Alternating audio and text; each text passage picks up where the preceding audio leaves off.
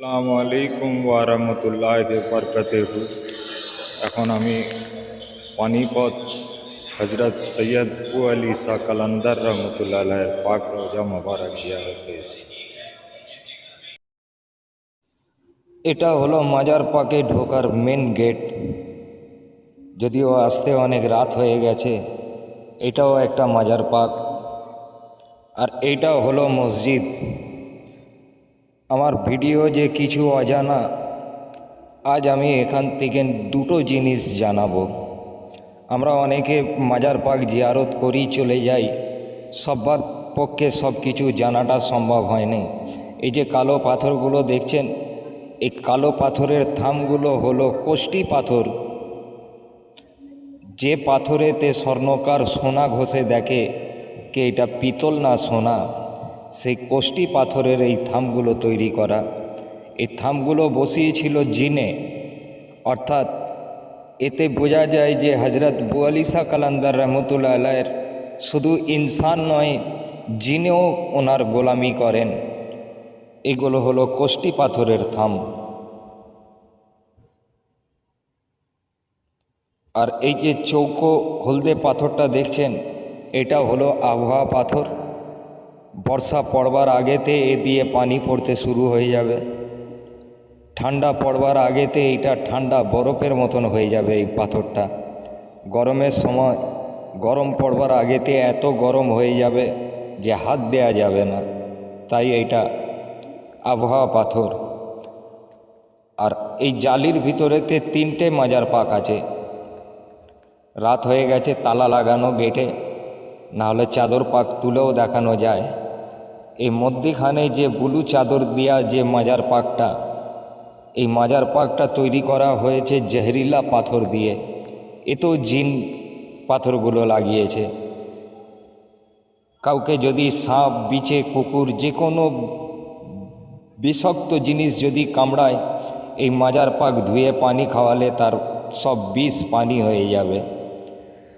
হজরত আবু আলী ঈসা কালান্দার রহমতুল্লাহ আলাইহি এনার আসল নাম হলো হজরত শেখ শরফুদ্দিন নমানি রহমতুল্লাহ আলাইহি। এনার আব্বা হলেন সালার ফখরুদ্দিন ইরানি নামানি রহমতুল্লাহ আলাইহি। এনার জন্ম 605 হিজরি, পর্দা নেন 724 হিজরি। এনার বংশ পরিচয় হলো হজরত ইমামে আজম আবু হানিফা নামানি বিন সাবিত থেকে, অর্থাৎ এনার বংশ পরিচয় হলো আবু হানিফা থেকে। এনার জন্মস্থান এই হরিয়ানায়। ইনি 17 বছর বয়সে আব্বার কাছ থেকে কোরআন পাক মুখস্থ করে ইনি দিল্লির কুয়াতুল মসজিদে ইমামতি করেন। ওখানে এক মুসাফির ওনাকে বলেন যে আপনার কাজ এইটা নয়, আপনার কাজ দিনের কাজ। তখন উনি ইমামতি ছেড়ে দিয়ে কুতুব মিনারের পাশে একটা ঘরেতে এমন ইবাদত করেন, আল্লাহ পাক রাজি খুশি হয়ে ওনাকে কুয়াতে আবদাল দান করেন। তারপর উনি যত কিতাব যমুনা নদীতে ভাসিয়ে উনি একভাবে 12 বছর নদীতে ইবাদত করেন।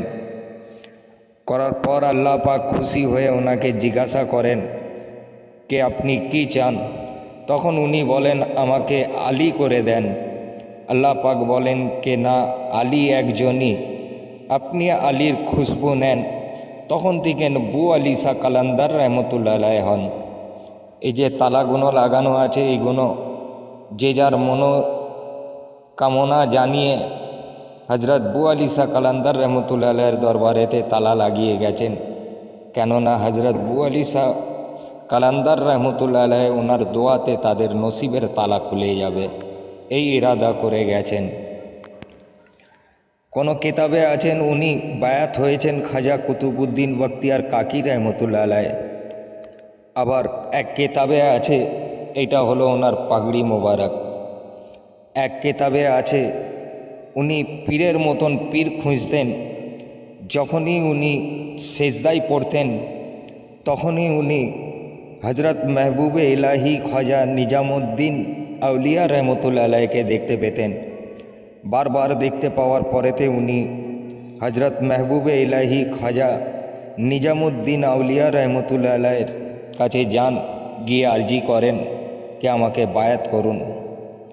তখন মেহবুবে ইলাহি নিজামুদ্দিন আউলিয়া রহমতুল্লাহ আলাইহ উনি বলেন যে আপনার আর বায়াতের দরকার নেই।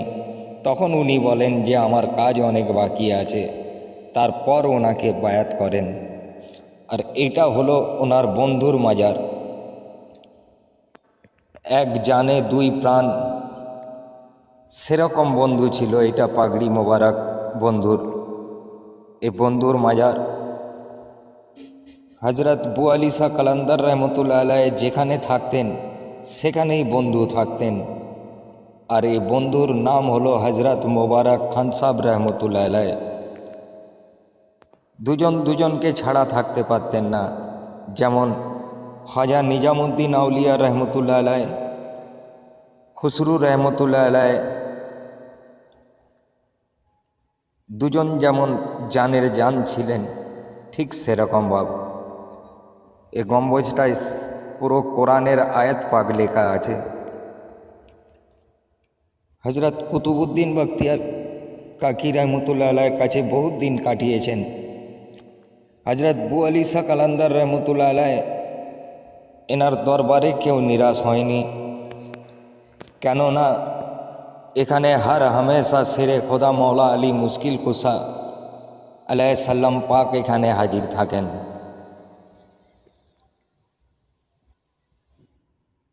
রাত্রিরে বলে ফাঁকা, তবে জিয়ারতটা মনের মতন হয়।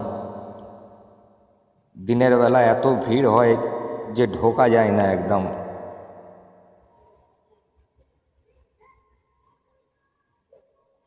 আসসালামু আলাইকুম ওয়া রাহমাতুল্লাহি ওয়া বারাকাতুহু।